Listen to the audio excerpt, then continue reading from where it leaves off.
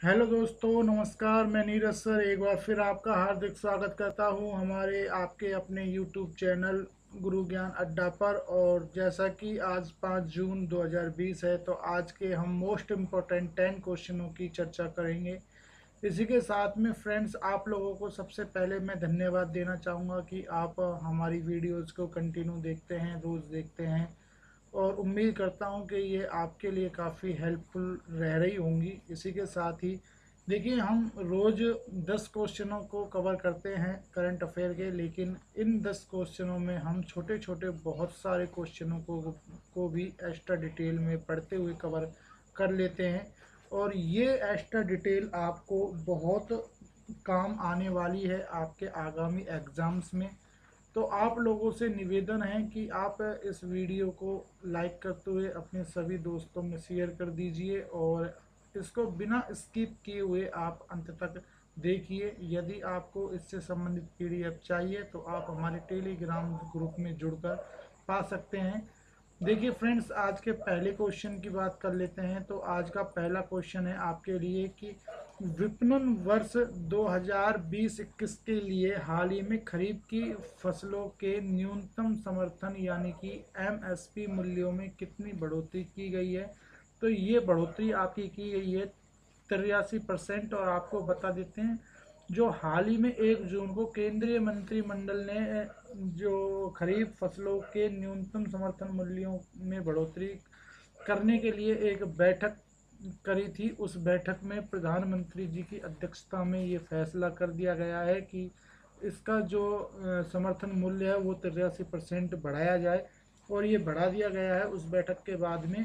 और केंद्रीय मंत्रिमंडल द्वारा 14 फसलें जो आपकी खरीफ की हैं, उन 14 फसलों में जो समर्थन मूल्य है उसकी 83% तक की बढ़ोतरी की गई है।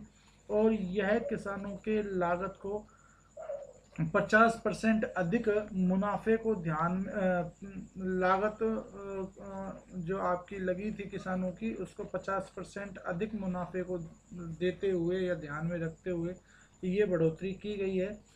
इसके अंतर्गत देखिए, जो आपको क्वेश्चन में याद रखने वाली चीज़ है इस क्वेश्चन में, एक तो आपको यही याद रखना है कि 83% की बढ़ोतरी की गई है। इसी के साथ में जो खरीफ की 4 मुख्य फसलें हैं जिनमें धान, ज्वार, बाजरा और कपास, इनमें कितनी कितनी बढ़ोतरी कर दी गई है तो आपको ये भी बता देते हैं। तो इसके अंतर्गत धान में 50 रुपये की बढ़ोतरी के साथ धान का जो एमएसपी है उसको 1868 रुपये प्रति कुंटल, ज्वार का एमएसपी 2620 रुपये प्रति कुंटल, बाजरे का एमएसपी 2150 रुपये प्रति कुंटल और कपास का एमएसपी 260 रुपये प्रति कुंटल बढ़ाने की घोषणा सरकार ने कर दी है।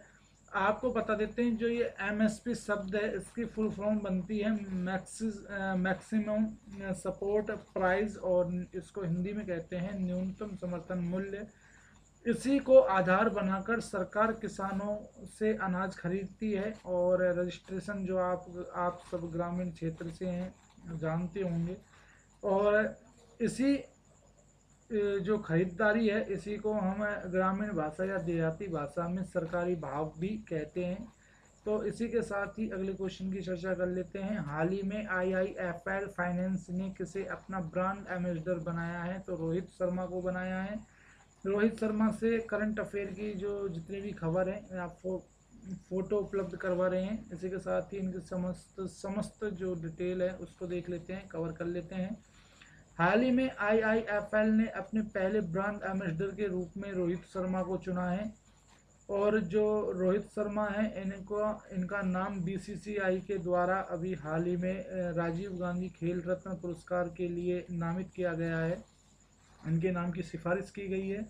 इसके साथ ही इन्हें हाल ही में दुबई की जो क्रिकेट एकेडमी है किंग किंगडम नाम से इनका उसका ब्रांड एम्बेसडर इन्हें बनाया गया है।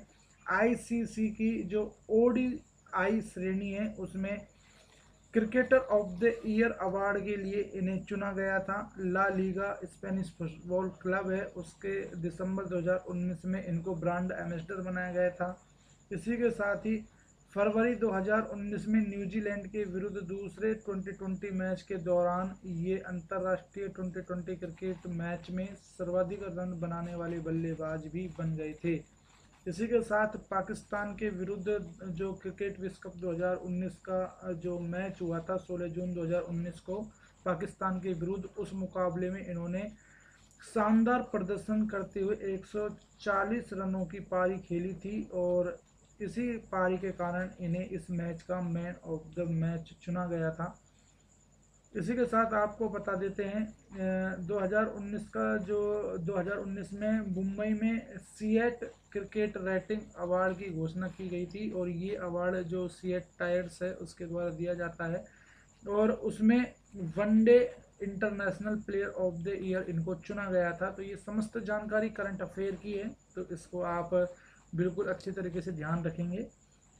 आईआईएफएल की बात कर लेते हैं। तो फ्रेंड्स, इंडिया इंफ्रालाइन फाइनेंस लिमिटेड के नाम से इसको जानते हैं और ये भारत की नॉन बैंकिंग फाइनेंस कंपनी है। इसकी स्थापना 17 अक्टूबर 1995 को हुई थी। इसका हेडक्वार्टर मुंबई में है और इसके ग्रुप मैनेजिंग डायरेक्टर अभी आर वेंकट रमन है। सीएम बालाजी वासुदेवन है, जबकि संस्थापक निर्मल जैन है। और अजिंक्य रहाणे का भी आप नाम ध्यान रखना जब क्रिकेटरों की बात हो रही है, तो इसे ELSA कॉरपोरेशन, इल्सा कॉरपोरेशन इंडिया का ब्रांड एम्बेसडर बनाया गया था। इसी के साथ अमिताभ बच्चन का नाम ध्यान रखना है। इनको IDFC बैंक का पहला ब्रांड एम्बेसडर बनाया गया है और ऋषभ पंत एक क्रिकेटर है, इनका भी नाम ध्यान रखना। इन्हें JSW स्टील के ब्रांड एम्बेसडर के रूप में नियुक्त किया गया था। तो इसी के साथ ही अगले क्वेश्चन की चर्चा कर लेते हैं। हाल ही में कौन लगातार दूसरी बार हुरन इंडिया आर्ट सूची में टॉप आया है? तो ये आए हैं अनीश कुमार और जो अनीश कपूर। और जो अनीश कपूर हैं ये जाने माने चित्रकार हैं। इनकी पेंटिंग राष्ट्रीय व अंतर्राष्ट्रीय स्तर पर करोड़ों रुपए में बिकती है और ये भारतीय मूल के ब्रिटिश नागरिक हैं। एक रिपोर्ट के अनुसार आप अंदाज़ा लगा सकते हैं कि इनकी जो पेंटिंग है, मतलब ये कितने बड़े आर्टिस्ट हैं या इनकी पेंटिंग कितने करोड़ों में बिकती है। तो आपको बता दें 2019 में इन्होंने पेंटिंग से 44.39 यानी कि 44 करोड़ और 39 लाख रुपीज़ इन्होंने पेंटिंग से एक साल में कमाए थे। तो आप इस बात से अंदाज़ा लगा सकते हैं कि ये कितने बड़े पेंटर हैं। और इनको ब्रिटिश सरकार ने 2013 में नाइटहुड की उपाधि भी दे दी थी और 2012 में भारत ने पद्म भूषण, जो आपका नागरिक सम्मान होता है, उससे इनको नवाजा था। इसी के साथ ही फ्रेंड्स आपको इनकी फ़ोटो दिखा देते हैं। और जब पुरस्कारों की बात आई है तो देखिए कुछ इंटरनेशनल लेवल और नेशनल लेवल के पुरस्कार हैं जो कि गैर भारतीय और मूल भारतीय लोगों से संबंधित है। जैसा कि मेजर सुमन गवानी है, भारतीय सेना की मेजर हैं और हाल ही में दक्षिणी सूडान में जो UN का यानी कि यूनाइटेड नेशन का जो शांति अभियान चल रहा था उसका नेतृत्व किया था और UN ने इन्हें United nation military gender advocate का अवार्ड दिया है और ये अवार्ड पाने वाली पहली महिला अधिकारी या कहें कि शांति दूत अधिकारी बन गई हैं। थंगजाम दवाली का भी नाम इम्पोर्टेंट है और मणिपुर के डॉक्टर हैं, मणिपुर टूरिज्म फोरम के संस्थापक हैं। हाल ही में इन्हें जापान का order of rising sun award मिला था। सिद्धार्थ वरदराजन भारतीय पत्रकार हैं। हाल ही में इन्हें Deutsche freedom of the speech award दिया गया था। दारिन यासीन, मुख्तार खान, चुन्नी आनंद, ये तीनों जम्मू कश्मीर से संबंधित पत्रकार हैं और इन तीनों को एक साथ पुलित्जर पुरस्कार 2020 से सम्मानित किया गया था। इन्होंने जो ग्राउंड जीरो रिपोर्टिंग की थी, इन्होंने जम्मू कश्मीर से धारा 370 हटने के बाद में। किरण मजूमदार शो का भी नाम ध्यान रखना है। ये भी भारत की मतलब एक महिला हैं जो ऑस्ट्रेलिया में रहती हैं और ऑस्ट्रेलियन सरकार ने इन्हें अभी ऑर्डर ऑफ ऑस्ट्रेलिया अवार्ड दिया था और ये पुरस्कार पाने वाली, मतलब जो ये आपका ऑर्डर ऑफ ऑस्ट्रेलिया है ना, इस पुरस्कार को पाने वाली ये चौथी महिला या चौथी भारतीय बनी है। राजीव जोशी है, ये अमेरिका में भारतीय मूल के वैज्ञानिक हैं। हाल ही में इन्हें inventor of the year award मिला था। इसी के साथ ही रवीश कुमार का नाम ध्यान रखना, एनडीटीवी के संस्थापक हैं। हाल ही में रेमन मैग्सेसे पुरस्कार 2020 इन्हें दिया गया है। सानिया मिर्जा का नाम ध्यान रखना, फेड कप जो हुआ था टेनिस का महिला कप, उसकी विजेता हैं। इसी के साथ में फ्रेंड्स अगले क्वेश्चन की चर्चा कर लेते हैं। तो हाल ही में विश्व साइकिल दिवस कब मनाया गया? तो देखिए 3 जून को आपका विश्व साइकिल दिवस बनाया गया, और ये आपका यूएन यानी कि यूनाइटेड नेशन के द्वारा हर साल 3 जून को विश्व साइकिल दिवस के रूप में मनाया जाता है। यह सतत विकास यानी कि सार्वभौमिक विकास को बढ़ावा देने एवं विश्व को प्रकृति व स्वास्थ्य को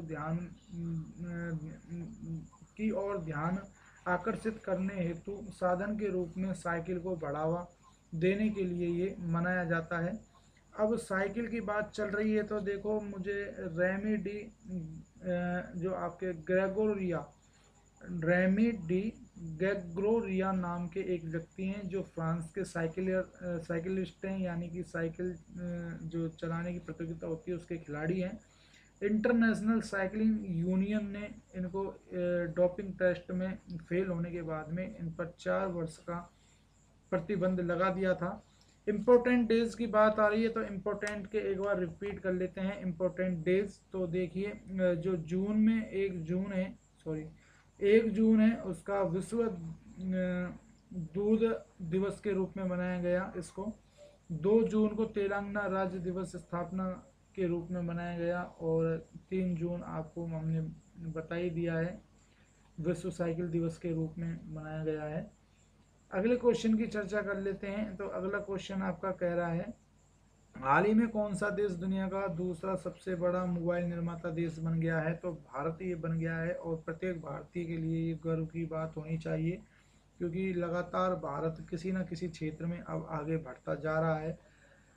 देखिए इसकी चर्चा कर लेते हैं। तो हाल ही में भारत के कानून और जो न्याय मंत्री हैं उनका नाम है रविशंकर प्रसाद। उन्होंने एक घोषणा की थी कि भारत अब दुनिया का दूसरा सबसे बड़ा मोबाइल निर्माता देश बन गया है।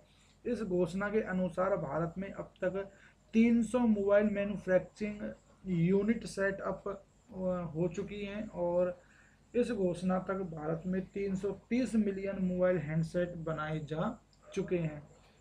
तो बहुत अच्छी खबर है फ्रेंड्स। देखिए फ्रेंड्स, ये जो हमारा डेली करंट अफेयर का सेशन है, ये आप जो विद्यार्थी तैयारी कर रहे हैं उनके लिए तो महत्वपूर्ण है ही, लेकिन जो विद्यार्थी जीरो लेवल से तैयारी करने के लिए सोच रहे हैं या जीरो लेवल से तैयारी कर रहे हैं उनके लिए भी बड़ी इम्पोर्टेंट है, क्योंकि हम आपको इस डेली करंट अफेयर के सेशन में इम्पोर्टेंट डेली क्वेश्चनों के साथ साथ में आपको स्टैटिक जीके और करंट जीके के जो क्वेश्चन होते हैं उनको आपस में रिलेट करके आपको एक बड़ा विस्तृत रूप आपको हम यहाँ दे देते हैं। तो एक एक क्वेश्चन में आपको हम कम से कम 10 क्वेश्चन याद या आपको बताने की कोशिश करते हैं। इसी के साथ देखिए फ्रेंड्स अगले क्वेश्चन की चर्चा कर लेते हैं। आने वाले समय में कौन सी निजी फाउंडेशन WH की सबसे बड़ी फंडर होगी? तो ये होगी आपकी bill and Melinda Gates foundation. और जो ये आपकी bill and Melinda Gates foundation है, ये 2020 के अनुसार विश्व के सबसे धनी व्यक्ति बिल गेट्स व उनकी पत्नी के द्वारा संचालित फाउंडेशन है। यानी कि कहने का मतलब यह है कि जो फोर्ब्स की अभी जो 2020 की सूची जारी हुई थी उसमें जो बिल गेट्स हैं माइक्रोसॉफ्ट के संस्थापक हैं, ये आपके दूसरे नंबर के सबसे धनी व्यक्ति बने थे, और पहले कुछ सालों तक ये फर्स्ट पोजीशन पे थे। देखिए अगर यहाँ इनकी मैं बात करूँ तो आपको बता देता हूँ, ये फाउंडेशन है, ये विश्व भर में कल्याणकारी व समाज सेवी कार्य करती है, और यह भी पहली बार होगा विश्व के अंदर की WH को कोई निजी जो फाउंडेशन है वो वित्तीय सहायता देगा या उसकी हेल्प करेगा। तो आपको बता देते हैं बिल एंड मेलिंडा गेट्स जो फाउंडेशन है इसके द्वारा कुछ अवार्ड भी दिए जाते हैं। तो 2019 में 2 अवार्ड इसके द्वारा दिए गए थे। प्रमुख अवार्ड हैं दोनों, और दोनों भारतीयों को मिले थे, तो इसलिए इम्पोर्टेंट बन जाता है आगामी एग्जाम की दृष्टि से। तो इस फाउंडेशन का ग्लोबल गोलकीपर अवार्ड 2019 आपको ध्यान रखना है, जो कि स्वच्छता के बेहतर प्रयासों के लिए भारत के प्रधानमंत्री नरेंद्र मोदी जी को दिया गया था। और दूसरा जो इस फाउंडेशन के द्वारा अवार्ड दिया जाता है उसको हम कहेंगे चेंज मेकर अवार्ड के नाम से जानते हैं। और ये जो चेंज मेकर अवार्ड है ये राजस्थान की पायल जांगीर को दिया गया था। और ये जो चेंज मेकर अवार्ड है ये राजस्थान की पायल जांगीर को बाल विवाह की रोकथाम के प्रयासों के लिए दिया गया था। जो पायल जांगीर हैं ये राजस्थान के अलवर ज़िले की हिंसला गांव की रहने वाली हैं। और जो ये हिंसला गांव है ये अलवर ज़िले के थानागाजी तहसील में पड़ता है। अब आपको बता देते हैं, पायल जांगीर इस अवार्ड को पाने वाली प्रथम भारतीय बनी है। इसी के साथ बिल गेट्स की जो आपकी माइक्रोसॉफ्ट कंपनी है इसके बारे में चर्चा कर लेते हैं। तो इसके तो ये संस्थापक हैं ही। 4 अप्रैल 1975 में इसकी इनके द्वारा स्थापना की गई थी और इसका हेडक्वार्टर वाशिंगटन डीसी में है। वर्तमान सीईओ भारतीय मूल के सत्य नडेला इसके सीईओ हैं। डब्ल्यूएचओ की बात हो रही है तो डब्ल्यूएचओ की भी देख लेते हैं कि जो डब्ल्यूएचओ है इसकी स्थापना 7 अप्रैल 1948 को हुई थी। इसका हेडक्वार्टर जनेवा स्विट्जरलैंड में है। वर्तमान हेड इसके डेट्रोस अधानो है, क्योंकि लगातार न्यूज या आपके फ़ोन वगैरह पर इनके मैसेज डब्ल्यूएचओ के आ रहे हैं सबके फ़ोनों पर, तो आपको पता होगा। और जो डब्ल्यूएच डे है ये प्रतिवर्ष 7 अप्रैल को मनाया जाता है। अब डब्ल्यूएच से संबंधित कुछ फैक्ट मेरे को ध्यान में आ रहे हैं, तो देखिए आपको बता देते हैं। हाल ही में भारत डब्ल्यूएचओ के कार्यकारी बोर्ड में 3 वर्ष के लिए शामिल हो चुका है और इस कार्यकारी बोर्ड के अध्यक्ष बने हैं भारत के वर्तमान केंद्रीय स्वास्थ्य मंत्री डॉक्टर हर्षवर्धन। और हाल ही में डब्ल्यूएचओ ने सी टैप नामक एक पहल शुरू करी है और सी टैप की फुल फॉर्म होगी कोविड-19 टेक्नोलॉजी असिस्ट पूल, जो कि एक चिकित्सा कहें तो चिकित्सा पहल कह सकते हैं आप इसको। इसी के साथ अगले क्वेश्चन की चर्चा कर लेते हैं। तो हाल ही में कुवैत में भारत के नए राजदूत कौन नियुक्त किए गए हैं, तो ये कहे गए हैं आपके सीबी जॉर्ज। और जो सीबी जॉर्ज हैं इसके साथ में मुझे नाम ध्यान आता, रवीश कुमार का नाम ध्यान आता है, जो कि आपके हाल ही में मैंने आपको परसों पढ़ाया था, फिनलैंड में आपके भारत के नए राजदूत बने हैं। और भारत के नए राजदूत फिनलैंड के नए राजदूत बनने से पहले ये विदेश मंत्रालय में जो संयुक्त सचिव होते हैं उसके रूप में कार्य कर रहे थे। एक नाम ध्यान आता है मेरे आपका पी कुमारन का, ये आपके सिंगापुर में उच्चायुक्त बने हैं। और पी के नायर ये आपके पी के नायर आपके नाइजर में नए भारतीय राजदूत बने हैं। तो देखिए फ्रेंड्स कंफ्यूज मत होना, नाइजर और नाइजीरिया दो देश हैं, अफ्रीकी देश हैं दोनों, और एक दूसरे के ऊपर नीचे हैं। नाइजीरिया ऊपर है, अगर आप मैप में देखेंगे तो नाइजीरिया पहले ऊपर, नाइजर ऊपर पड़ेगा और नाइजीरिया नीचे पड़ेगा। तो नाइजर और आपका नाइजीरिया है, ये दो अलग अलग देश हैं, तो कंफ्यूज मत होना प्लीज़।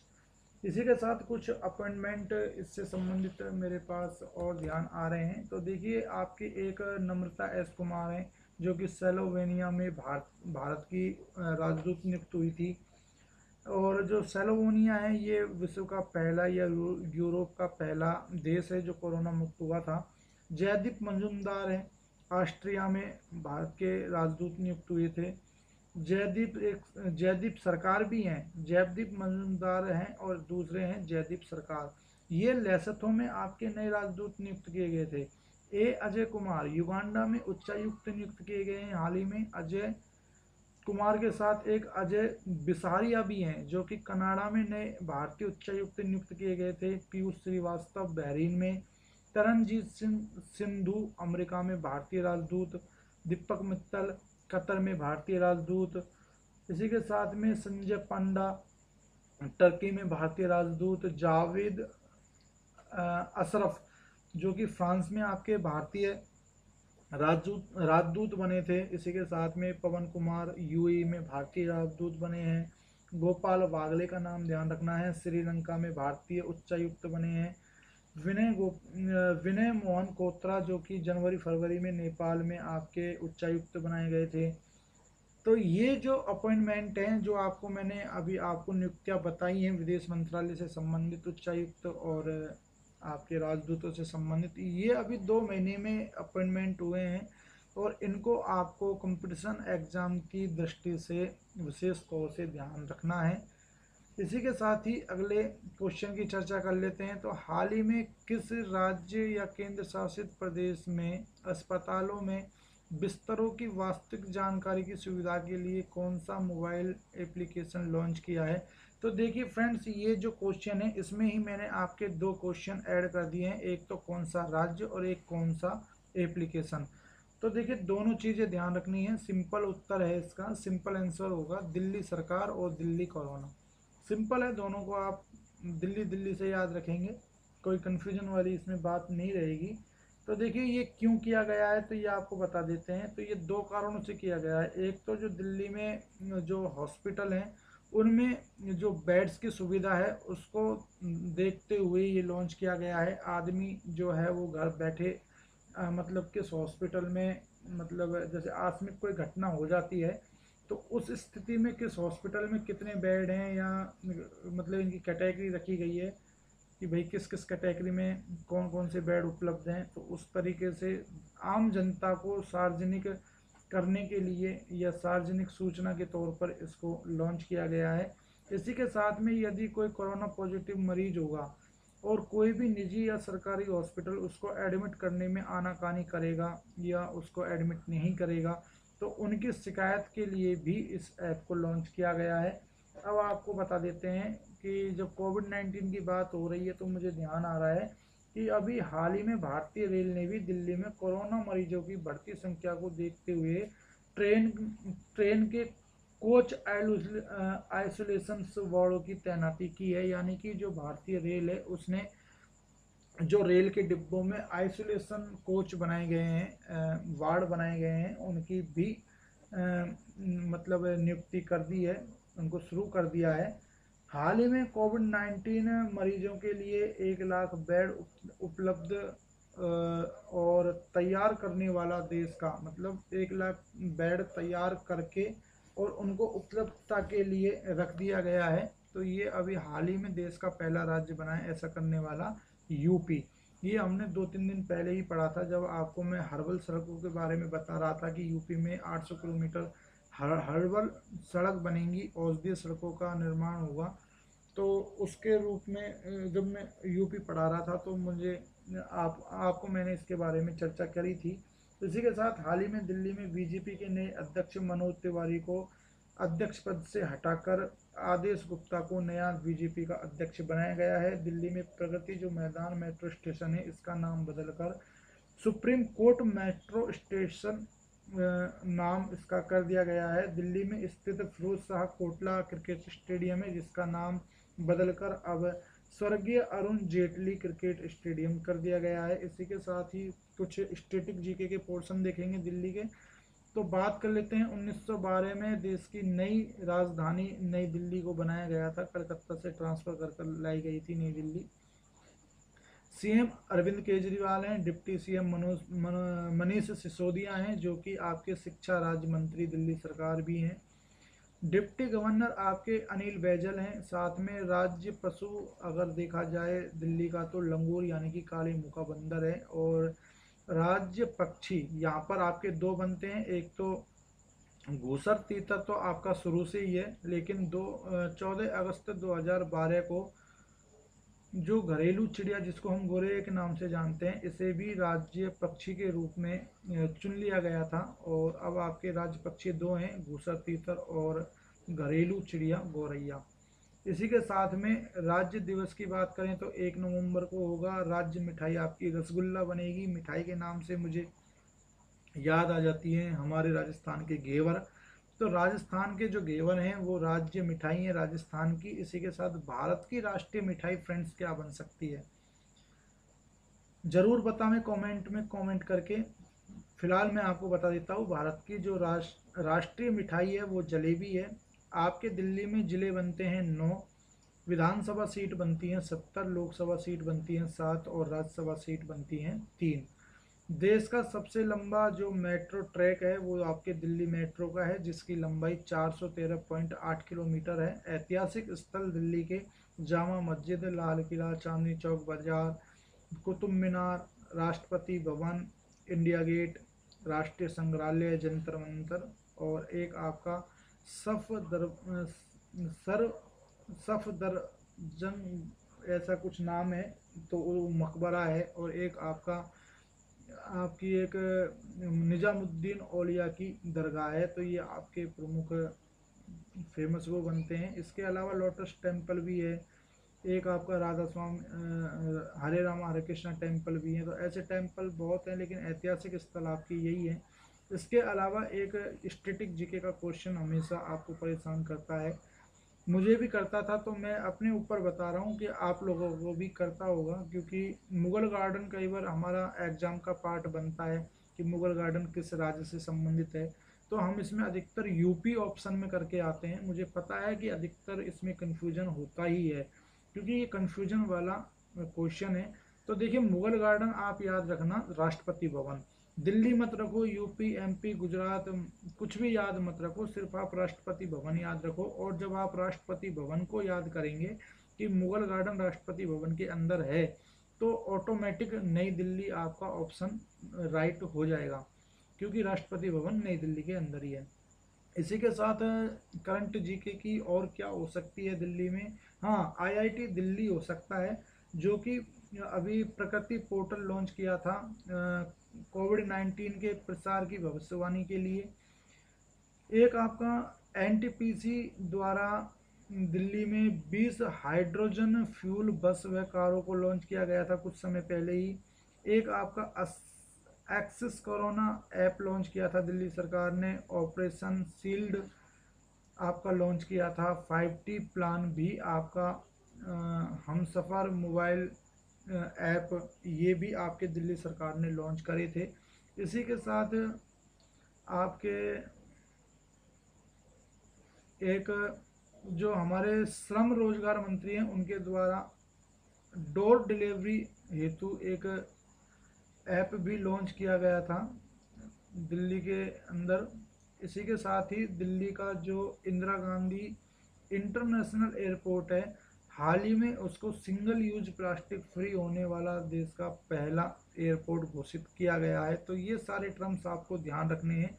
इसी के साथ ही अगले क्वेश्चन की चर्चा कर लेते हैं।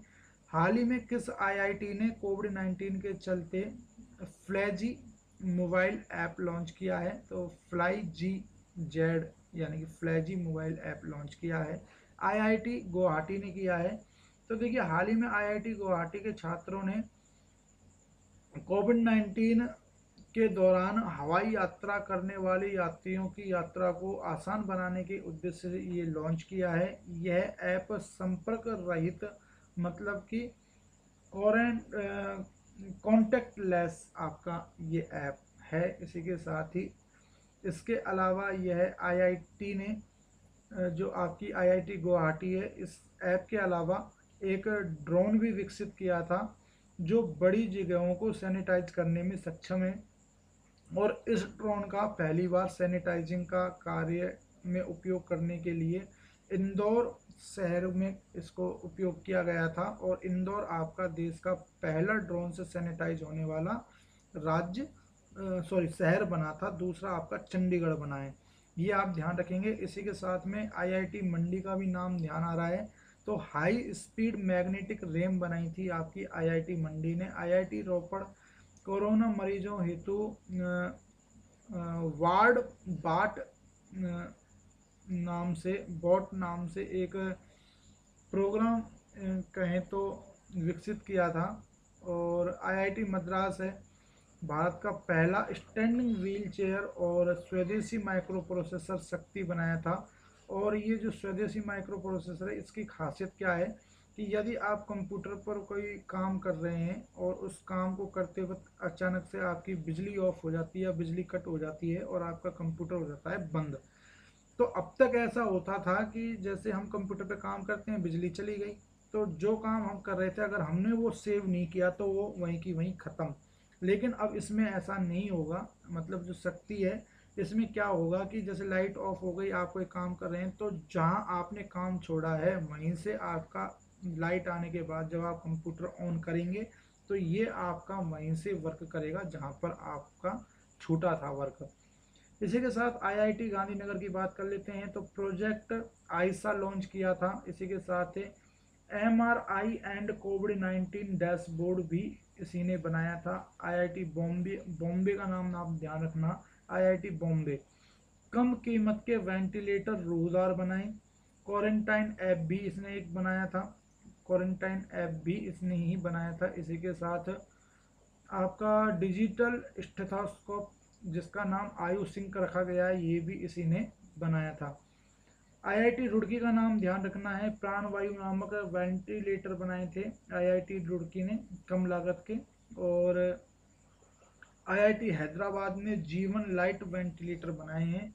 इसी के साथ आईआईटी दिल्ली की बात तो अभी हमने कर ली थी, लेकिन और बता देता हूँ। आईआईटी दिल्ली ने प्रकृति डैशबोर्ड कोविड 19 की भविष्यवाणी के लिए बनाया था।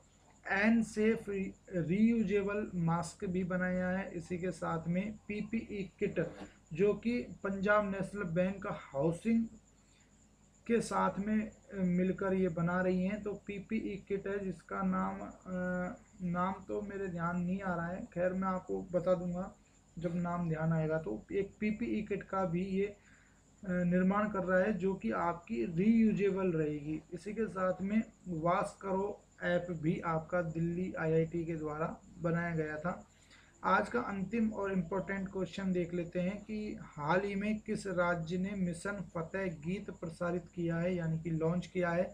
तो ये आपका पंजाब सरकार के द्वारा लॉन्च किया गया है। और आपको बता देते हैं जो पंजाब सरकार है, हाल ही में पंजाब सरकार के सीएम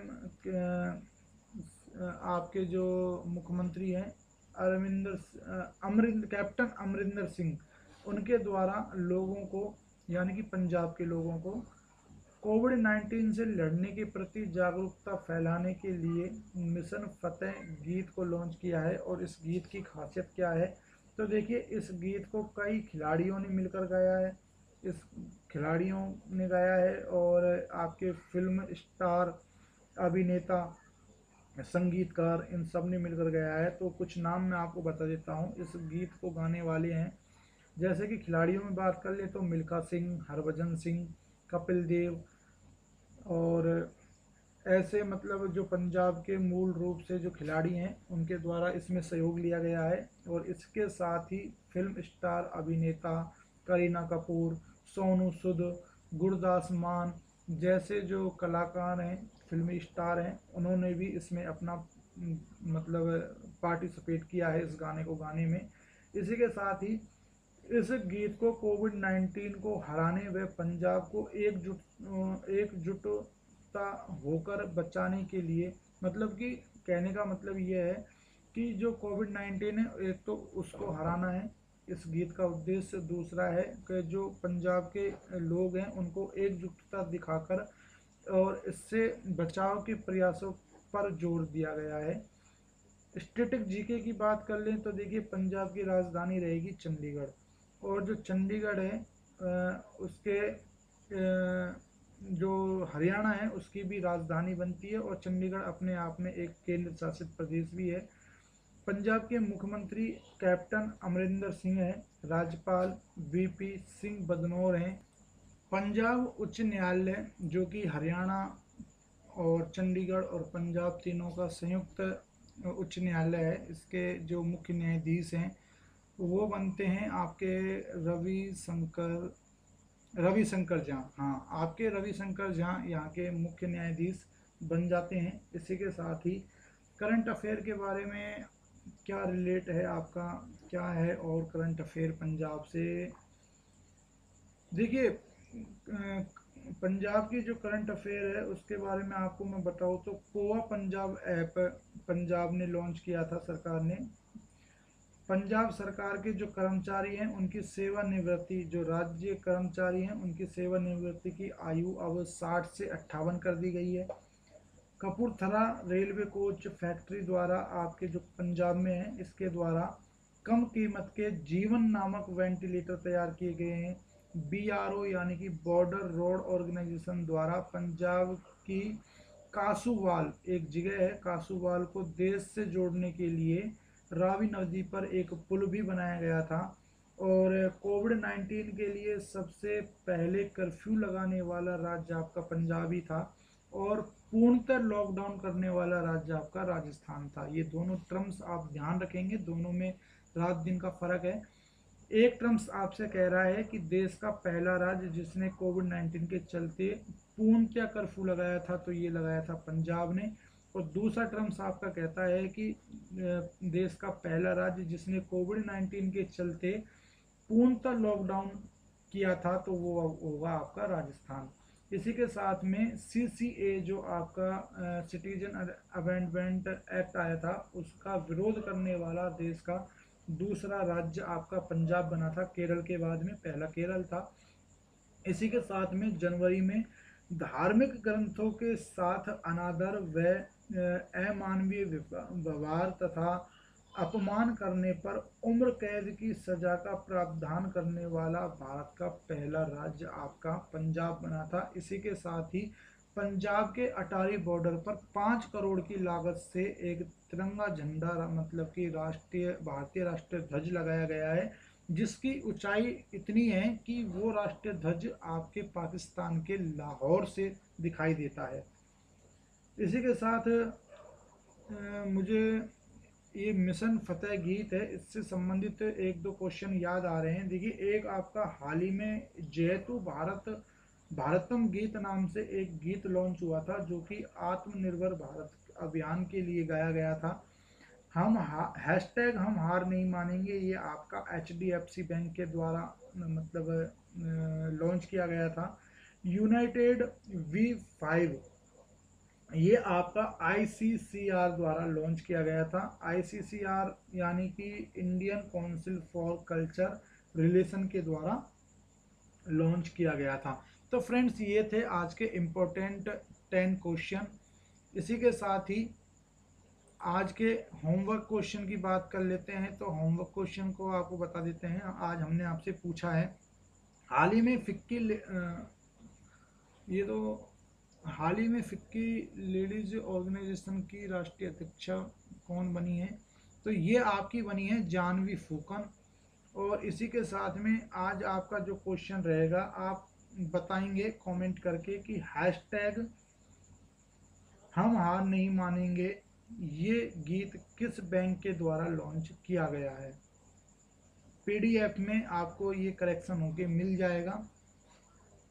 इसी के साथ अगले सेशन में फिर मुलाकात होगी। तब तक के लिए नमस्कार। Stay home, stay safe.